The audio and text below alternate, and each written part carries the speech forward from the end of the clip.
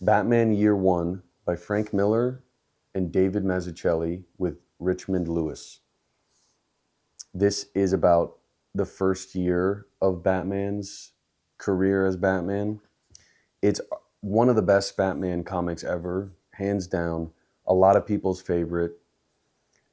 It really inspired Batman Begins really heavily. Christopher Nolan and his brother took a lot from this. It also inspired a lot of The Batman by Matt Reeves with Robert Pattinson.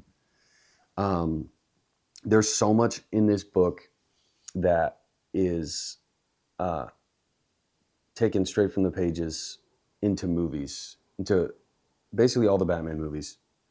I'm going to go through some of those inspirations. It's cool to see where they come from. And I read this book after The Dark Knight came out, and I got into Batman graphic novels, Batman comics. I wanted to see, what's the best Batman comics, because I just wanted more Batman when The Dark Knight came out. And I found so many things that were, good versions of the characters, good moments for the characters. And it was really cool when I saw the Batman, Matt Reeves, the Batman, that he pulled from this as well. So, like, here's an example: Catwoman living in the red light district. Also, Batman walking around, Bruce Wayne with his jacket, this alter ego he has at night where he's walking around. That's in the Batman movie, you know, exactly pulled from this.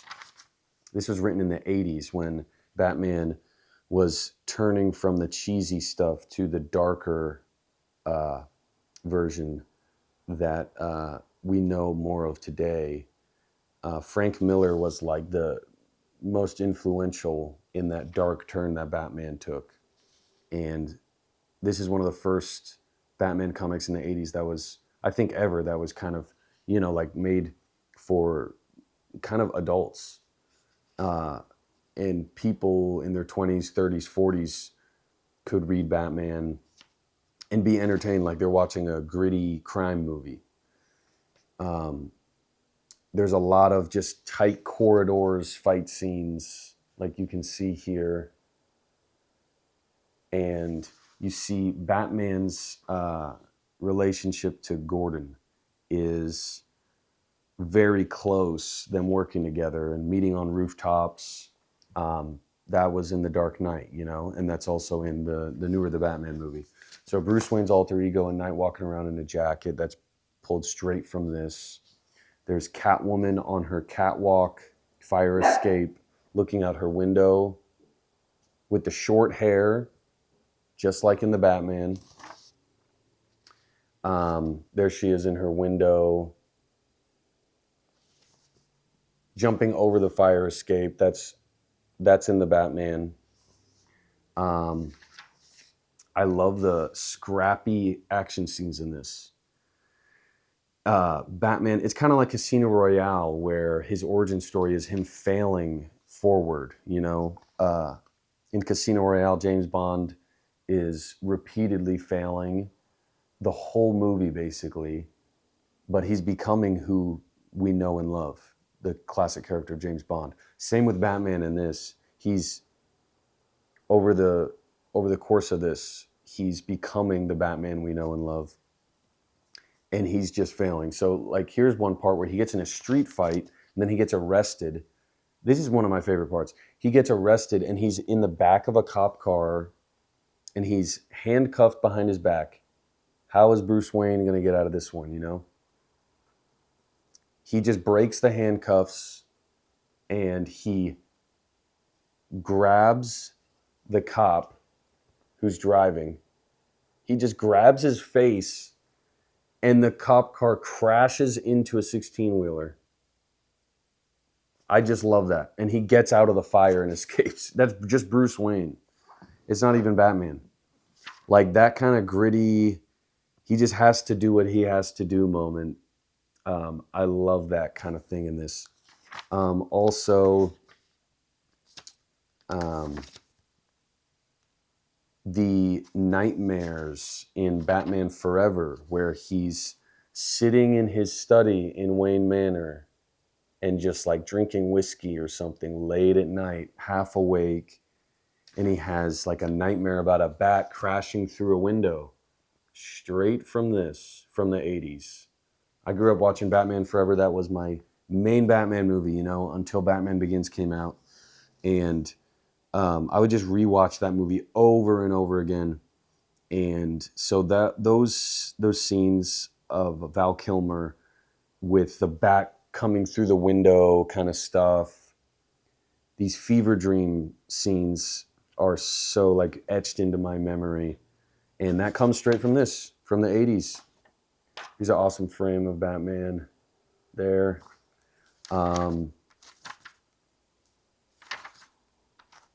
There's just some really cool scenes like him on the fire escape fighting a bunch of dudes, kind of like in, like in the Avengers in the elevator when Captain America's fighting a bunch of dudes on an elevator. This is way before that. He's on a fire escape, just barely making it by, beating up a bunch of dudes.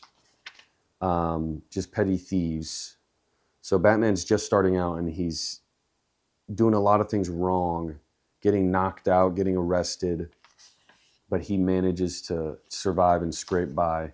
Here's probably the best frame in the whole book. He crashes a dinner party and the smoke is going to the side. I love his costume in this. It's just gray cloth with a black bat. He has the yellow utility belt and the trunks. It's just like really classic looking Batman. The scene in Batman versus Superman near the beginning where there's like, I think it's thugs in that movie going in through this wooden basement, like decrepit wooden basement, and Batman is hiding in the corners. That's straight from this, except this is cops. They're coming in with flashlights and he's hiding.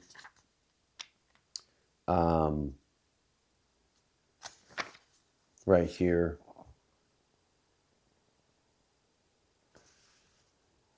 He's just dwelling in the shadows. They don't know where he is, hiding under the stairs. I mean, look at these action scenes. They're just, I love how scrappy they are. Like he is barely scraping out of so many life or death situations by the skin of his teeth, He's all bloody and stuff. The bats he calls in with sonar, the bats, that's in Batman Begins, That's how he escapes, straight from this comic from the 80s.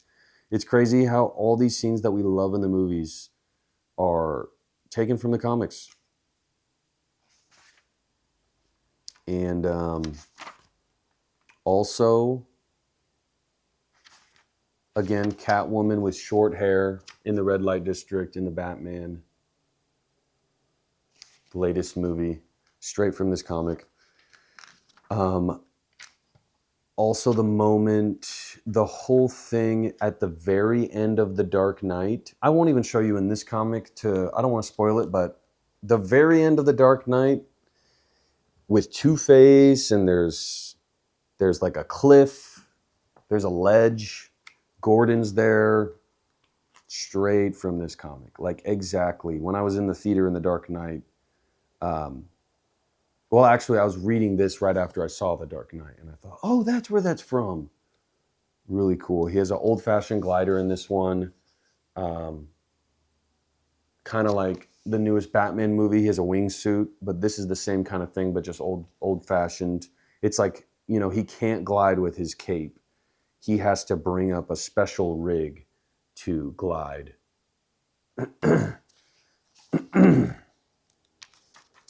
So, going back through this, I'm remembering there's more action than I remember. This is action-packed.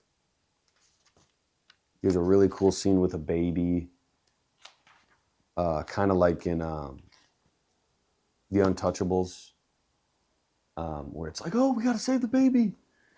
And the bad guys, oh, we got to kill him. And yeah, just full of thrills, and it's just so cool. If you like Batman movies, this might be the first one I recommend. This or The Long Halloween.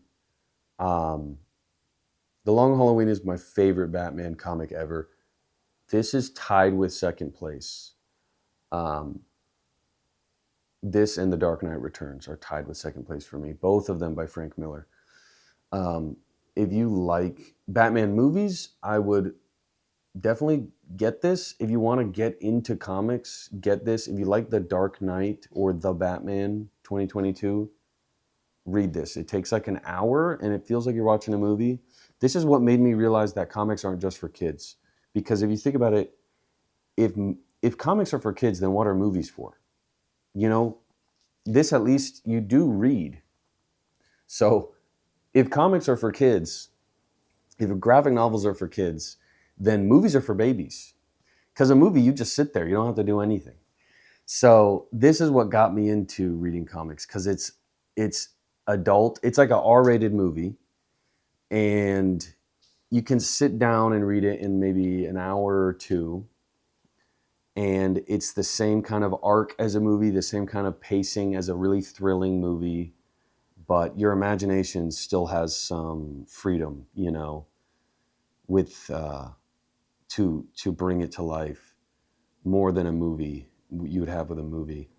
If you like Batman, if you want to get into reading comics, if you want to get into reading, I would pick this up.